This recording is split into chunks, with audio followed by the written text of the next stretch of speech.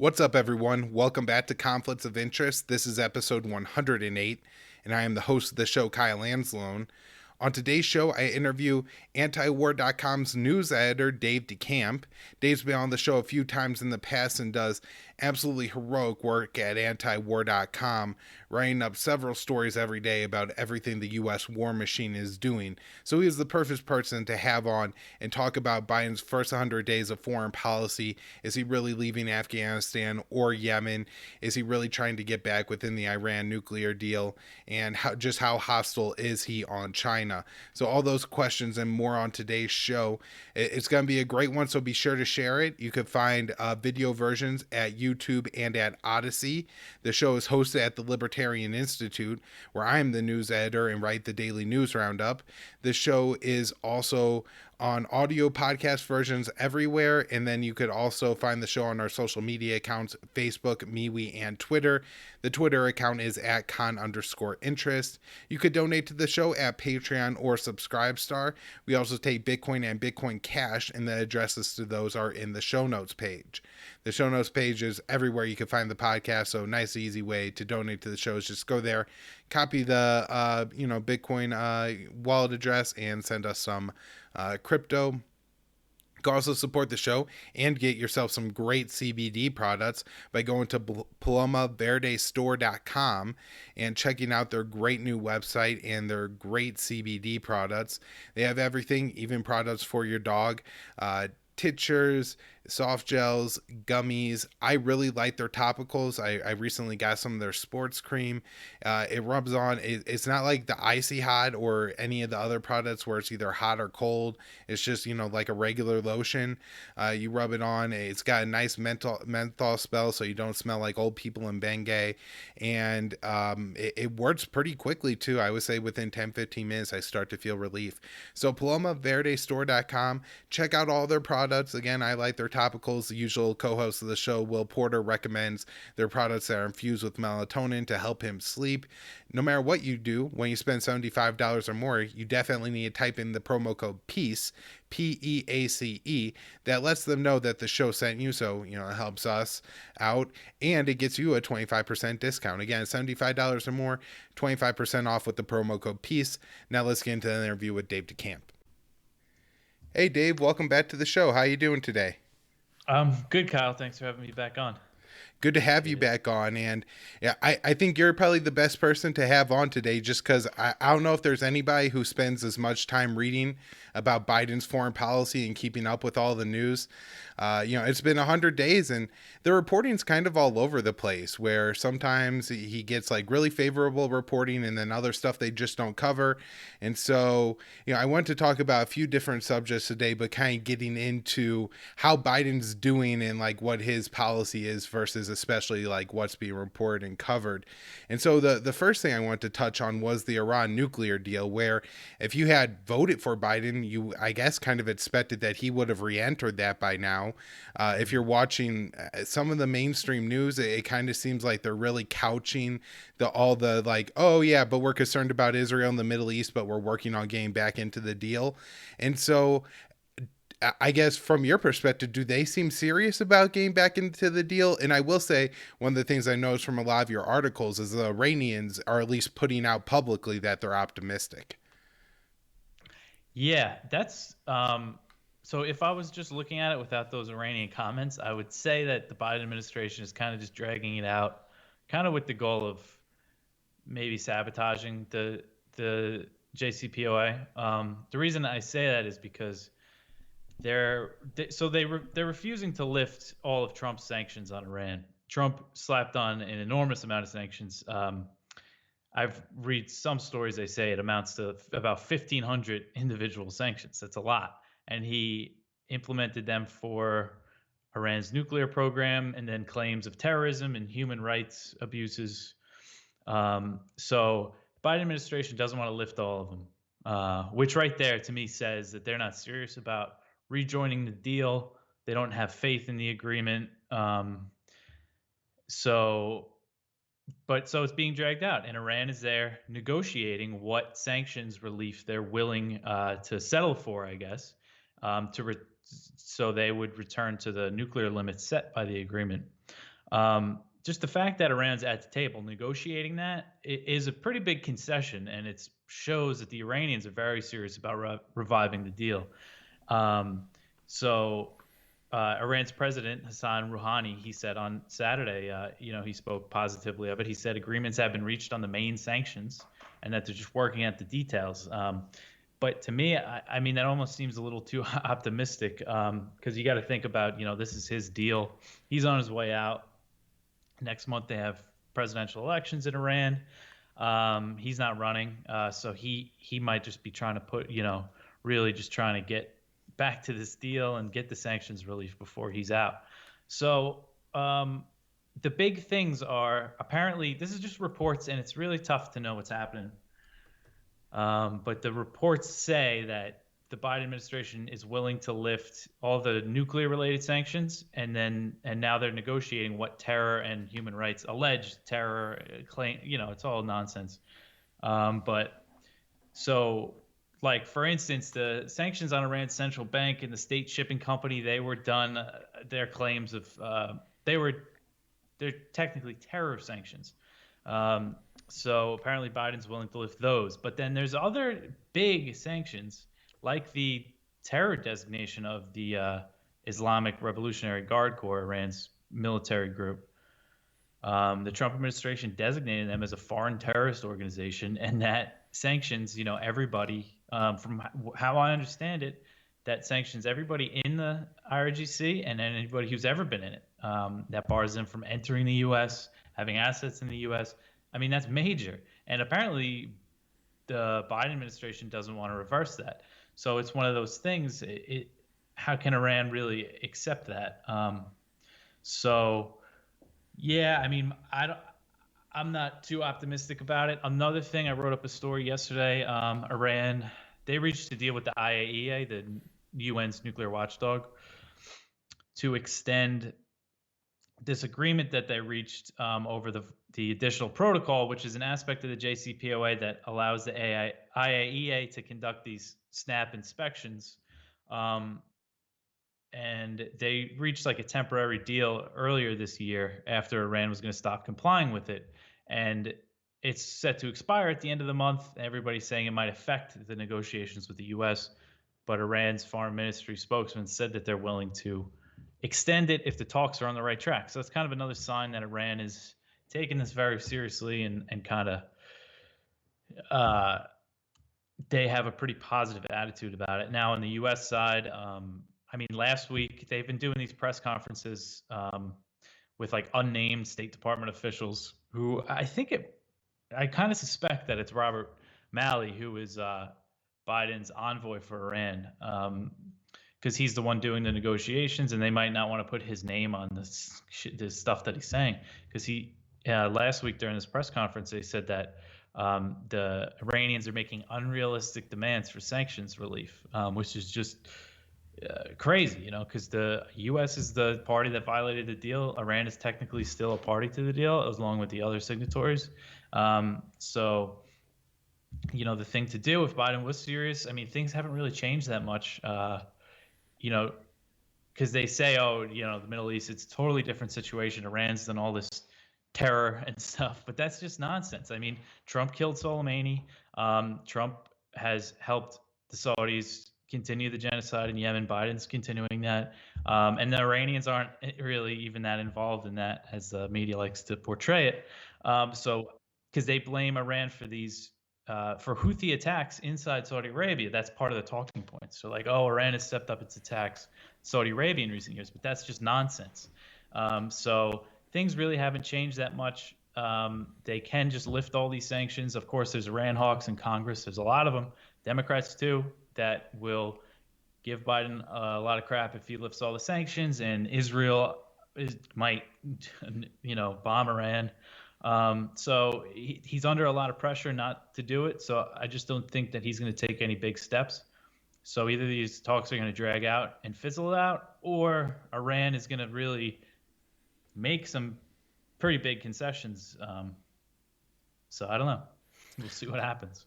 So I guess, do you have any idea from the Iranian perspective? They have presidential elections next month.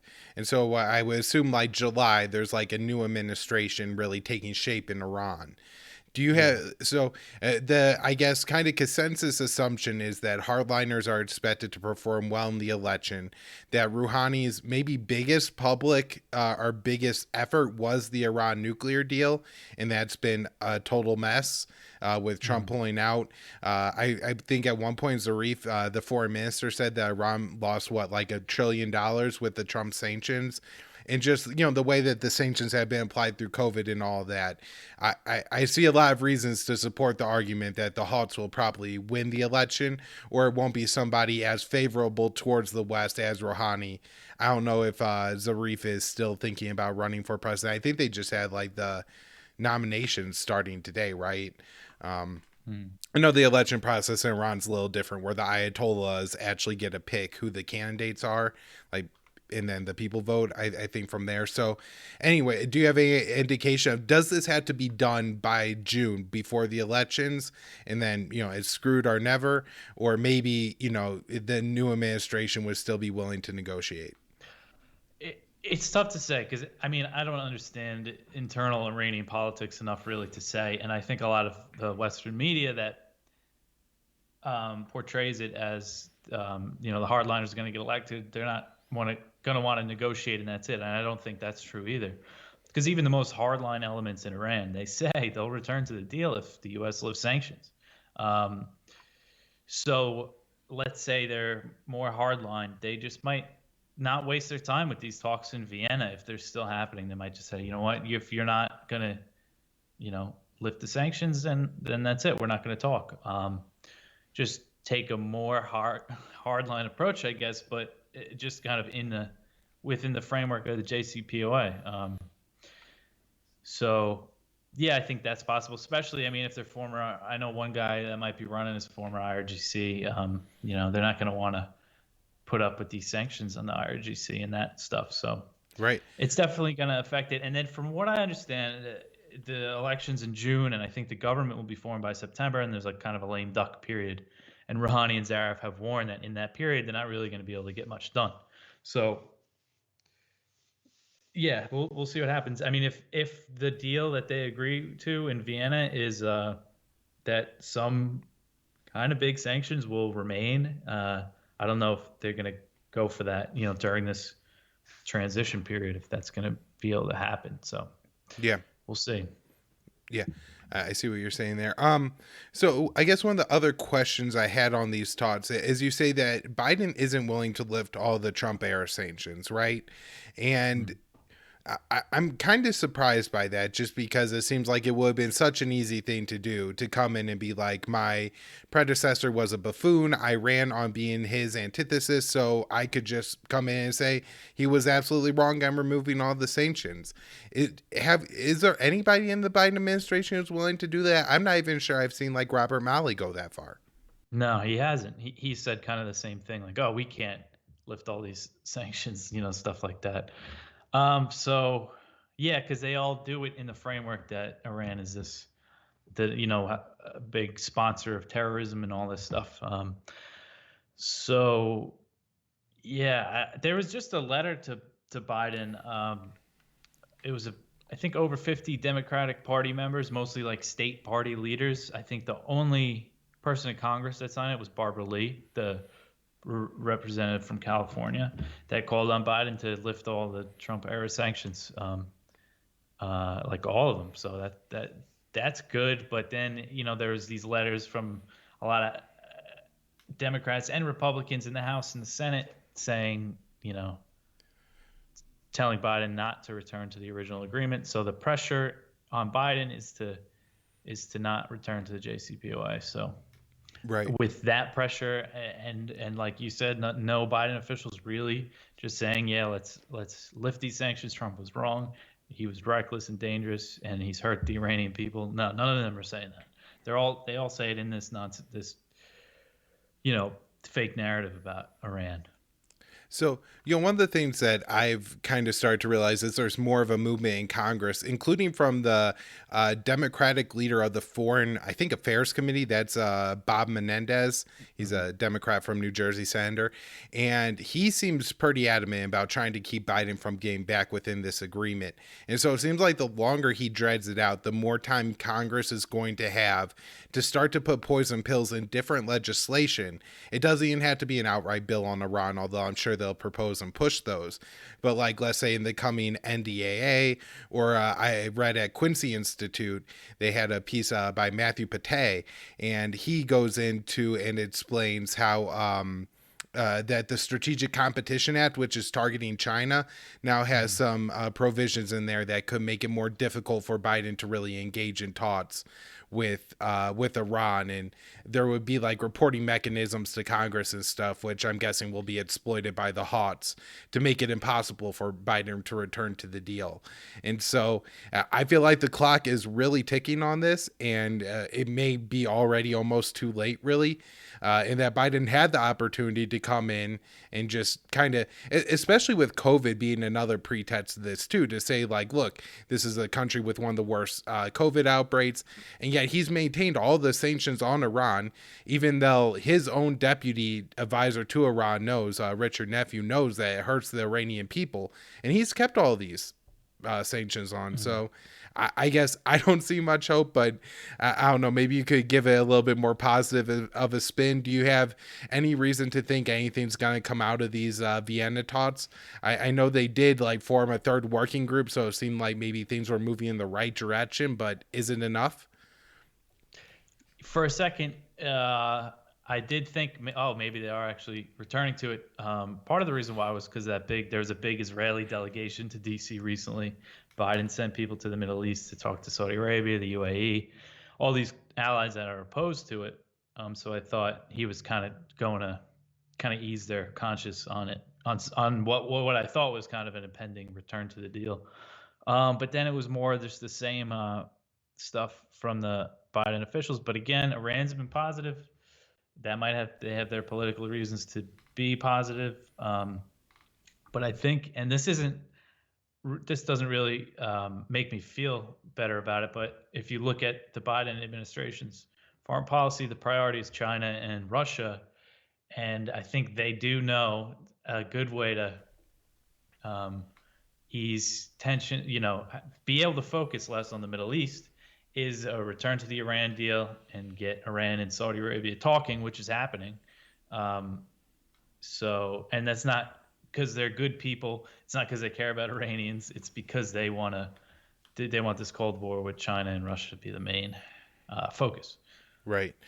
My only concern looking at it from that perspective is that Iran is like a pretty big like geopolitical player. They can produce a lot of oil, and so I know that in the past one of the reasons for the U.S. to maintain involvement in the region was to be able to cut oil off from China should Mhm. war break out. And so I would think that that would maybe be like a better argument like for like Syria or Yemen or something like that, where even with Afghanistan, I think they would see like Bagram and having a presence in the region would be reasons for Yeah, staying. yeah. But maybe let's touch on what's happening with Yemen real quick. This is something me and Will have covered a lot on the show, Dave. But I was just wondering, again, because you observe it so much, where do you think Biden is on his promise to end this war? Is he at all getting close to fulfilling that? I think one of your recent articles on this was from May 7th. U.S. blames Houthi for lack of progress towards ceasefire in Yemen. Yeah, this was Tim Lenderking. That's Biden's envoy for Yemen, who was assigned to find a diplomatic solution and reach a ceasefire. He was just in the region. He returned, and they're blaming everything on the Houthis because there's that fighting in the Marib province, which is the Yemen the exiled government of President Hadi, the Yemeni president who has been living in Saudi Arabia since 2015. That's the last kind of territory that they control, and territory hasn't changed hands much in the war. It's kind of been the last government stronghold for a while. Exiled government, I should say. The only reason they have power is because of the Saudi and U.S. backing and UN bias towards them. So it kind of seems like more of the same. They're blaming the Houthis for this offensive. The Houthis have been clear they're only going to stop fighting if Saudi Arabia uh, lifts the blockade as part of either a ceasefire proposal or separate from that. The latest, it's not clear because Leonard King, he said that there's a deal on the table for the Houthis. It's not really clear what the deal is. The last one made public by the Saudis only said that they would allow certain shipments into Hodeidah, the port of Hodeidah, and allow certain flights into the airport in Sanaa, which was not a complete lifting of the blockade, which is a Houthi, it's a prerequisite for a ceasefire, as it should be. And charities and international aid groups that deliver aid into the country, they want Biden to separate the blockade from the ceasefire talks, because people are starving to death every day because of it. And Biden is still they're still maintaining Saudi warplanes, which was revealed earlier this month. Biden said he would end support for Saudi Arabia's offensive operations, and I believe it was CENTCOM that said that they're not giving the Saudis intelligence or logistical support in Yemen, but they're still maintaining the Air Force. So now, the Saudi Air Force is entirely propped up by the U.S., but it's more capable now than it was in 2015 when they first intervened. Like the example I always think of is in 2018, the Trump administration stopped fueling Saudi warplanes, but at that point, they were able to refuel themselves. So now Biden stopped with the intelligence sharing, but they might have more capabilities for intelligence, but he's still maintaining the planes. If he stopped the maintenance, it would ground the Air Force. And he's not doing that. So that tells me he's not serious about ending the war. He's not serious about saving these kids that are starving to death there, especially if he is moving towards the Iran deal. You know how you always say, and Sky, we all always say that they started the war in Yemen to placate the Saudis because of the Iran deal. And it seems like it might be more of that. Biden has the power to pressure the Saudis to lift the blockade, and it's starving people to death every day that he doesn't do it. So I just don't think he's serious about it at all, and it could drag out for a really long time, I think. Yeah, I kind of see the same thing. His decision seems no different than Trump's decision in 2018 to stop the mid-air refueling, where they're just doing the minimum to quell the little American angst there is over there, because there are enough Americans now that will call, because I think that I realize that there's going to be a lot of people around me one day who are like, how did a million Yemenis die? Like what's happening? And I'm going to be absolutely enraged because I've been yelling about it for the past 6 years. Like, hey, let's please stop doing this. We don't need to do this. But it seems like, Biden is just trying to, say he's doing less. He generated a lot of good tweets from all of his, progressive supporters and stuff like that, right? Go, Joe, way to end this war and stuff like, and that doesn't seem to be at all what's happening. And to kind of continue on that subject, let's go to Afghanistan, where from one group's perspective, particularly progressives, even progressives who were like good on the war issue during the Trump years, are now celebrating Joe Biden's ending the Afghan war. I don't see this being the end of the war, certainly not for the Afghans. I mean, even if the U.S. pulls out our troops, it seems like we're just going to bomb the country as much, which for the people who live there, that's not ending the war. But then also it seems that we're really committed on keeping assets in the region and paying the Afghan government to pay contractors.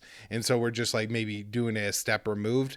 I was wondering what your thoughts are, and I know you have a recent article on it saying that NATO is looking to support the Afghan military after withdrawal. So tell us what's happening here. Yeah, so the withdrawal has begun, it seems like.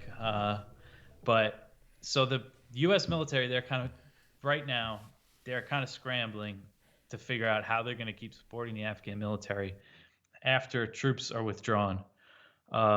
And they're making it clear that even Lloyd Austin, the Secretary of Defense, he said, we're going to keep paying the Afghan military salaries. And then the question is about the contractors, because the Afghan military, especially the Afghan Air Force, they're very reliant on Pentagon contractors to maintain their equipment.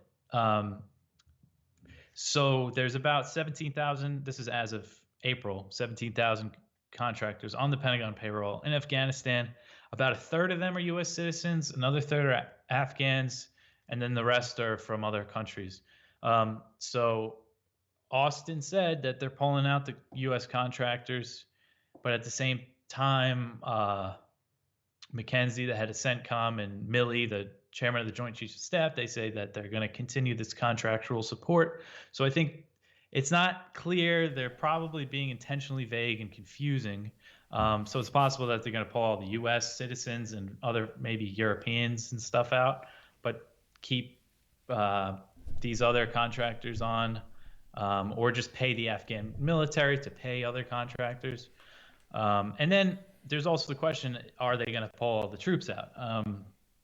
The official number was 2,500 when the withdrawal started.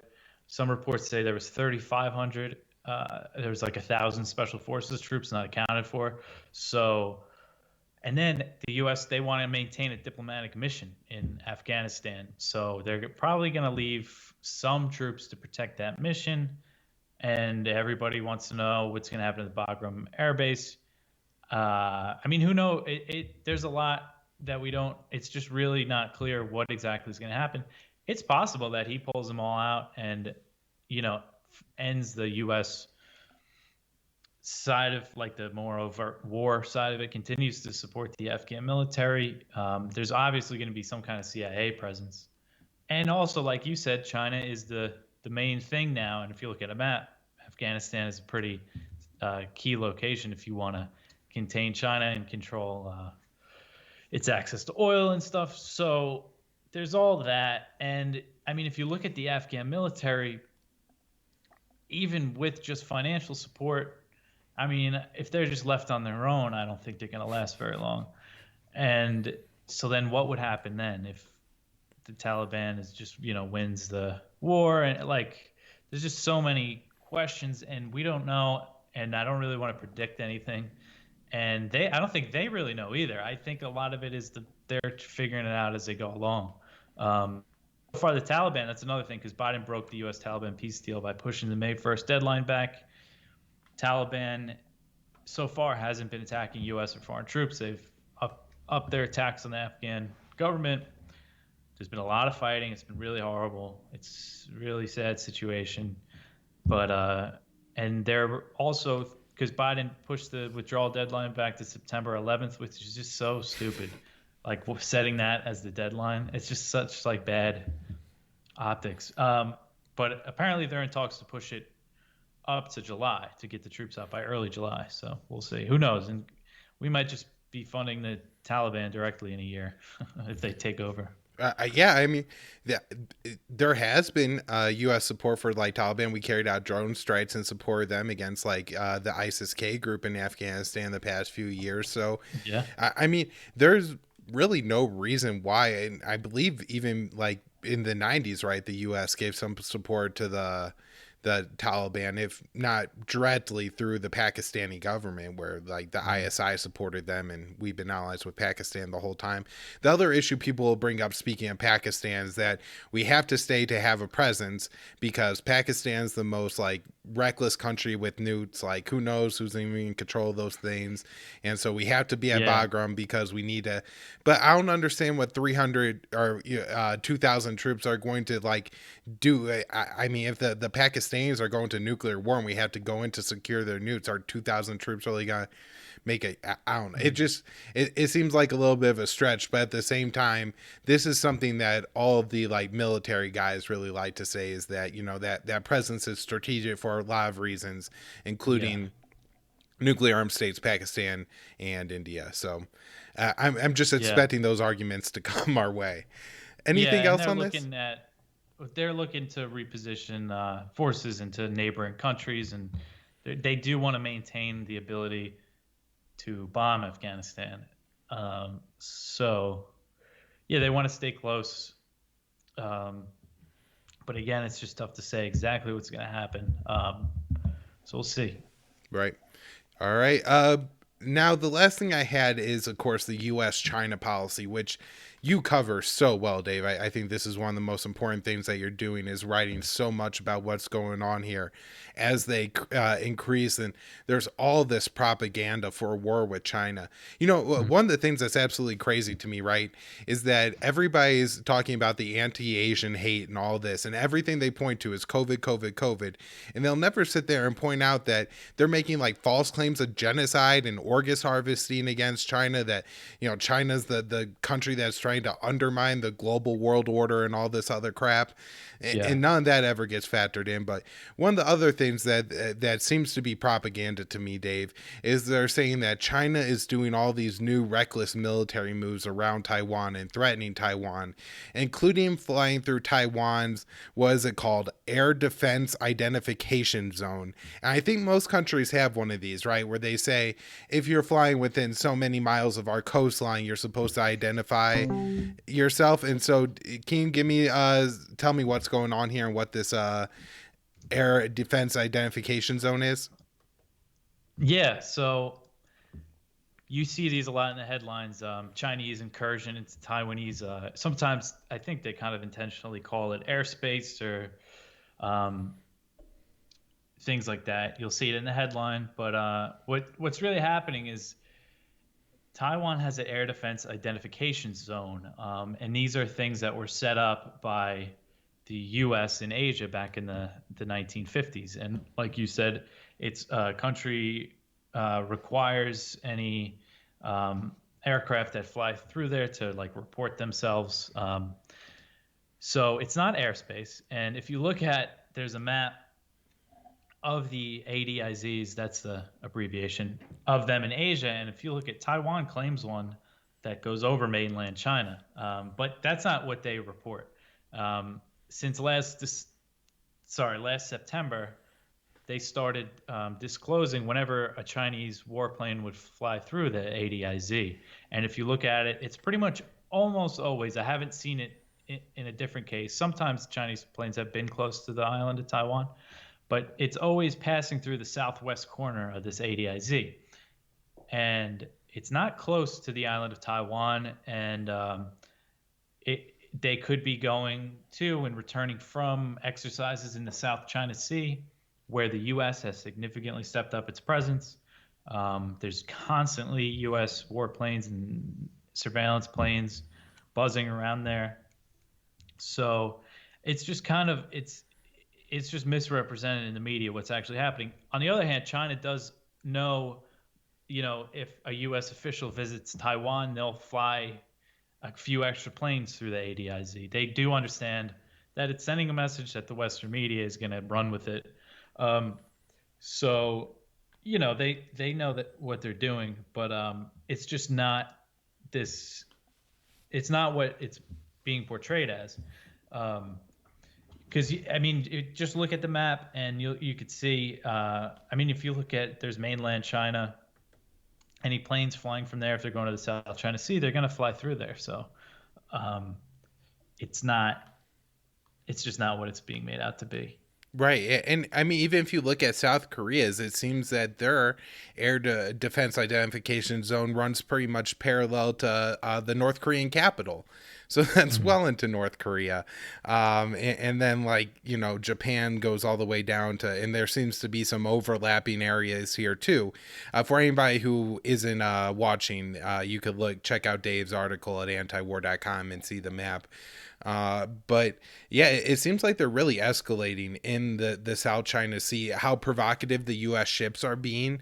As far as, I think recently there was a U.S. destroyer falling around a Chinese aircraft carrier strike group while it was trying to carry out some of their own war games. And this is all happening relatively off the coast of China.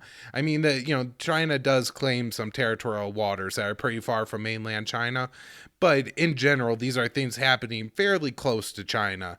And so, have you noticed, has the U.S., do you feel increased their military activity in the region since Biden has taken over? Yeah, it seems like it. It's something that I really try to monitor and try to report every time a U.S. warship sails through the Taiwan Strait or near these Chinese claimed islands in the South China Sea. And now it's kind of becoming more because those were kind of intentional. They're intentional passages to be like, "Hey, China, look at us, we're here." But now it seems, and those have continued, but now it seems it's more like there's just always U.S. warships in the waters, aircraft carriers doing exercises, and it's just more of a constant presence. As before, it was more like, oh, sail and do some exercises for a couple days and sail out. And now it just seems like they're kind of always there. And China has said that the activity has increased under Biden about 40% more warships and 20% more planes. And that was in response to what Biden said in his first address to Congress when he said that we're in a competition with China to win the 21st century, which is, to me, is crazy. It's funny. I tweeted like a picture of his speech and highlighted it, and it kind of went viral. Like had over like 50,000 likes or something. And I muted it because I was working and busy. But then when I went back, I just see all these comments and quote people like, "That's not really that crazy. That's what's happening," you know. But to me, it's that we're viewing the relationship like this. You know, I mean, it shows that it's global hegemony. It's the empire that is being threatened here. It and But yeah, I just think it's a crazy way to look at the world and to look at the relationship. And also in that speech that was really interesting was he said that he told Xi Jinping, Chinese president, when they spoke on the phone, that he's going to militarize. I, I'm trying to remember exactly how he put it, but he said we're going to maintain a military presence in the Indo-Pacific, just like we do with Europe, just like we do in Europe with NATO, because that's where everything is going. You know, they have this quad grouping. It's Japan, Australia, India, and the U.S. And people say it's the basis for a NATO-style alliance in Asia. NATO wants to get in on Asia. European countries are getting over there. And there he goes, and he just, you know, kind of says what we're all suspecting, that he wants to form a military alliance, just like NATO, to contain China. And so we're preparing for war with China, which sounds just so unbelievable, because we're each other's top trading partners. A war would just be catastrophic. And I don't think anything is planned for the next 5 to 10 years. But if you start to see like a serious economic decoupling, you know, on this course, war will happen if we reduce dependence on them and we just keep going in this direction. This is what they're preparing for. And of course, and then there's also the stuff with Russia that's also very alarming. But I see the China thing as it's where everything's going. I mean, the Pentagon, they said China is the top pacing threat facing the U.S. military. Just about every Biden official has named China as the top threat. So, yeah. So I really thought we rejected America First and this Steve Bannon-ism and all that other stuff when we elected Biden. But here, you know, we have Secretary of State, not the Secretary of Defense, the Secretary of State warning that we had to be very careful about Chinese investments. And so when you talk about warning about the decoupling, it seems to be almost accelerating under the Biden administration, which is the opposite of what he pretended to be as he was running for president. He wasn't going to be xenophobic. You know, he sits there and again, you know, constantly whines about all the Asian hate. But then his Secretary of State is saying, don't let China invest in your company because they're dangerous, nefarious people. This seems really problematic to me. Yeah, yeah. And he also warned Africa against the Chinese investments. That's another thing that the U.S. sees as a big threat, is Chinese infrastructure investments in Africa. They take they take a different approach than the U.S. The U.S. has military bases everywhere. China invests in the infrastructure, and people talk about this debt trap diplomacy and stuff. But the fact is, it's something, the influence, the U.S. is threatened by the influence China has, it is kind of getting, and it just wants to compete in every theater. It's just all going to come down to this kind of new Cold War. Yeah. Me and Will were talking about in the last show how General Townsend, the AFRICOM commander, is warning about China trying to build a base on Africa's Atlantic coast and how much of a threat this is going to be to the U.S. Yeah. Not mentioning the massive U.S. base at, let's say, like Okinawa or in South Korea, far closer to China than the coastline of Africa is to the U.S. But this Yeah. is, the kind of rhetoric that I see time and time again, where the U.S. could do anything in the Black Sea, and then if Russia buzzes the American ships in the Black Sea, then it's Russian aggression. But I mean, Mhm. the Black Sea is far closer to a Russian lake than it is an American one, and we have our Coast Guard deployed there right now. Same thing happens with these calls to defend Taiwan, where they constantly warn about anything threatening the Chinese are doing when it comes to Taiwan, and yet the U.S. is now saying that we should, I guess, get rid of the position of strategic ambiguity, right? Which they say we're not going to tell China if we would go to war over Taiwan or not, but in the possibility that we would, China better not attack Taiwan. But they're now wanting to just outright say that our policy is we will go to war over Taiwan. Can we really be getting to this level of insanity when it comes? I mean, there's no way we could defend this island that's just a couple miles off of China's coast. What are they really talking about this? Is this really something they're planning on doing? Well, I mean, there's a lot of calls for it to happen from like China hawks in Congress, like Tom Cotton and people like that. But it's interesting. Biden officials, they seem a little more hesitant to do it. Avril Haines, the director of national intelligence, when asked about it, she said it would kind of send the wrong signal.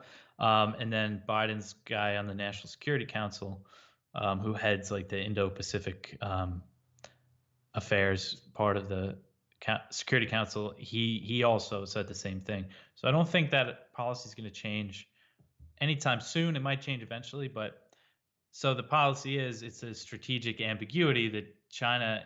I mean, it's not the U.S. doesn't outright say that they would defend Taiwan if China invaded it, um, but we send them weapons and are constantly sending warships through the Taiwan Strait, flying planes around there. And then another thing that's been happening, Biden has been taking steps to increase relations with Taiwanese officials, between U.S. and Taiwanese officials, following the Trump administration. So this is something. I mean, they picked it right up.